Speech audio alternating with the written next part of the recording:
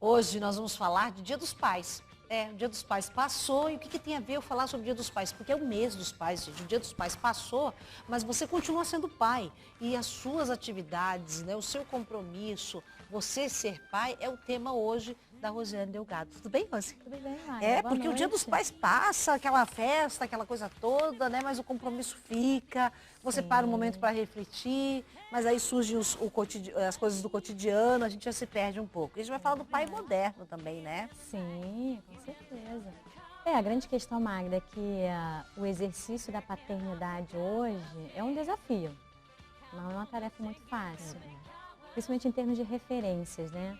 Até um tempo atrás, há pouco tempo a gente pode dizer assim, o padrão que era. O pai era aquele homem em que ele era o provedor da família, ou pelo menos o maior provedor. Ele mandava na vida dele, da esposa e dos filhos. Ele tomava decisão por todo mundo. Até certo ponto era mais fácil a questão da administração. Então a família ela tinha mais um caráter institucional do que o conceito que a gente tem de hoje de família, né? É verdade. Que é aquela coisa mais de troca e afetividade. Então, nesse sentido, ele ficava mandando e desmandando e organizando a vida de todo mundo. Só que com a evolução das coisas, ele foi perdendo, ou vem perdendo esse poder. E esse homem está muito perdido, esse pai, homem. Da sociedade, né? Isso, como é que ele se adapta, como é que ele se ajusta a isso? Com essa nova mulher, esse perfil de mulher que existe hoje, mais independente, que ela não está mais interessada de ficar cuidando sozinha dos filhos, sozinha da casa. Ela também quer poder se dividir para a questão profissional, ela também quer se sentir realizada, afetivamente falando. E você acha que eles estão perdidos mais nesse sentido de não encontrar resposta para esses anseios dos próprios filhos e da esposa? Como é isso? O que a gente vê mais é... O homem ele tem uma dinâmica, no geral, assim, de raciocínio, de funcionamento diferente da mulher, né? O corpo dele é diferente, a questão hormonal, a influência de tudo isso interfere também na forma de pensar e o contexto social. Então, o que eu vejo é a condição da adaptação. Então, às vezes, o homem atualmente, ou ele carrega nas tintas demais, querendo manter aquele padrão de homem, pai, dentro da família que não existe mais, aí gera problemas, que é aquele pai que ele é o provedor, ele sustenta a família, mas ele não, às vezes não consegue ter espaço para poder dar afeto para os filhos, para estar mais presente, para estar acompanhando. Ou então ele solta demais, ou ele fica naquela dependência, a mulher acaba sendo a provedora, e essas relações. Então é como se ele tivesse numa crise diferente da mulher, né? Como é que vai adaptar agora essa nova forma de funcionar, de adaptar nesse mundo, E eles não têm, né? Muitas vezes eles não procuram essa ajuda, eles não procuram entender esses anseios. Esses desafios, isso mesmo. Tanto que a gente vê, né, lá nos casos que chegam até o consultório.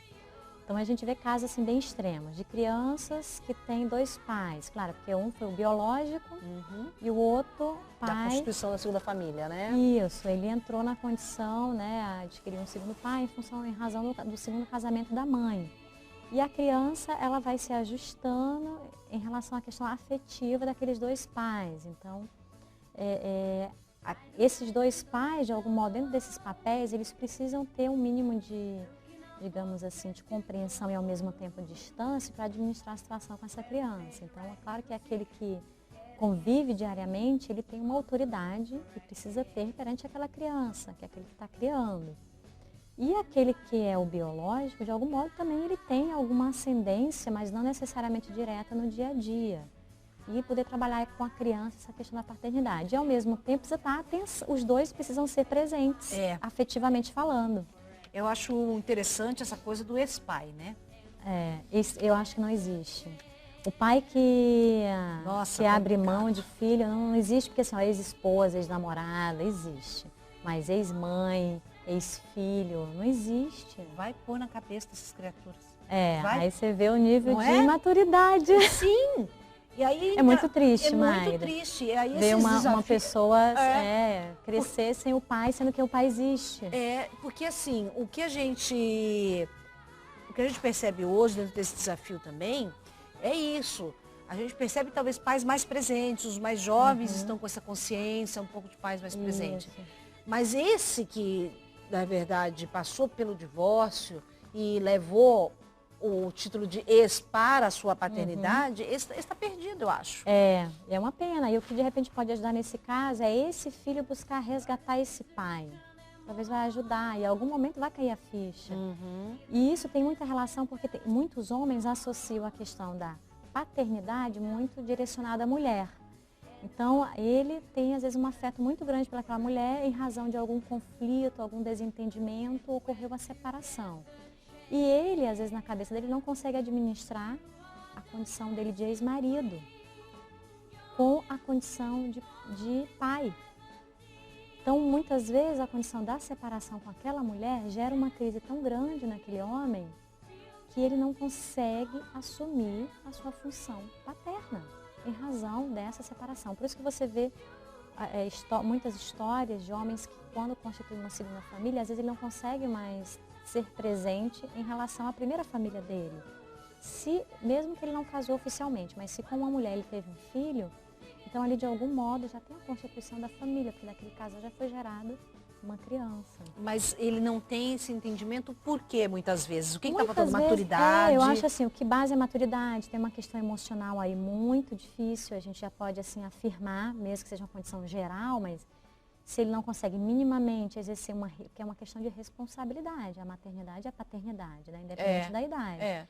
Então, se ele não consegue, assim, olhar para aquele filho sem, digamos assim, liberar aquela mágoa, aquele ressentimento que ele tem daquela mulher, por algum motivo, ele sempre está associando, por isso que ele tem dificuldade de acessar o filho, você vê que ele é uma pessoa que precisa de ajuda. Às vezes é esse filho que vai amadurecendo, que vai entendendo, que faz o resgate desse pai para ajudá-lo. Eu acho, a gente está falando agora de casais, de casais separados. Porque envolve, não tem jeito, né? Continua sendo pai.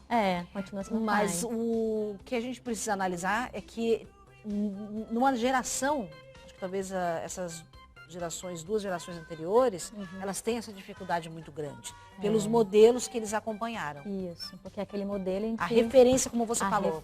A referência era aquela referência assim, muito mais quadradinha, mais certinha. Hoje em dia a gente tem mais de 9 tipos de modelos de família, de configurações familiares, se a gente for pensar.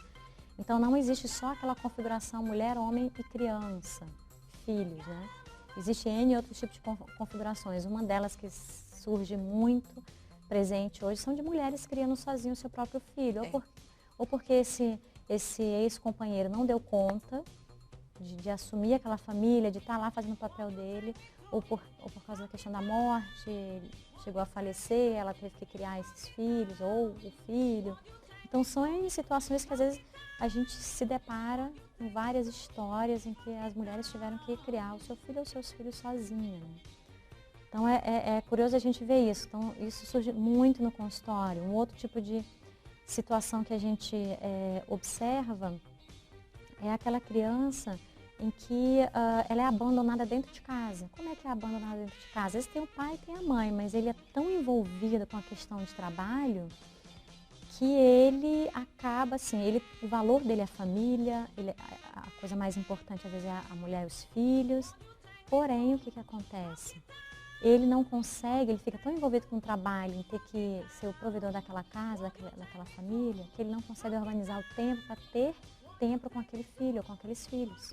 É isso que faz com que a gente analise com mais carinho, talvez não julgando tanto, não é verdade? Alguns pais, alguns comportamentos, que você trouxe aí uma série de fatores que fazem com que a gente entenda que o desafio para os homens ainda é muito maior. É muito maior.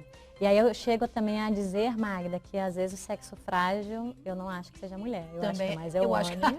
É muito bom, é verdade. Eu ia falar mulher é muito algo mais similar, forte. mas você falou perfeito. Você falou perfeitamente. O sexo frágil acaba sendo o homem, porque a gente vai levando, dando conta, indo, e aí a almarada tá tendo dificuldade de se adaptar com esse novo contexto. Então é uma pena, porque as crianças precisam do pai. Independente se o casal esteja separado ou estejam juntos, as crianças precisam. Então você vê fotos ou você vai numa festinha de escola, de Dia dos Pais, a coisa mais bonita de você ver a felicidade daquelas crianças seja crianças de 10 anos, seja os menorzinhos, de ver o pai ali.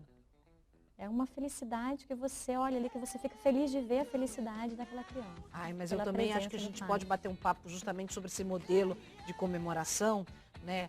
Porque nós não temos hoje só pais e mães, nós temos casais homoafetivos que compõem 2 pais e 2 mães. Isso. E esses modelos precisam mudar, e eu acho que tem que... E essa história que é extremamente comercial, só para encerrar aqui a nossa entrevista, ela é Dia dos Pais, Dia das Mães, voltado ao comércio, infelizmente. Sem dúvida, sem dúvida. Né? E eu acho que o que precisa ser valorizado é a família. Sim, com certeza. Você poder, assim, estimular, incentivar a questão da troca do afeto, não a troca do presente em si, né? E aí a gente fica naquela... é Dia dos Pais. Material. Festa para os pais, para as mães e tudo. Festa para né? Não é assim, eu acho. Tem que mudar essa concepção. Eu concordo com você. Vamos trabalhar isso, fazer uma campanha. Dia da Família, instituir o Dia da Família. Obrigada, Rosi. Até o próximo encontro. Nosso próximo encontro vai ser amanhã em mais um Foz Mulher e eu espero contar com a sua companhia. Um beijo e até lá.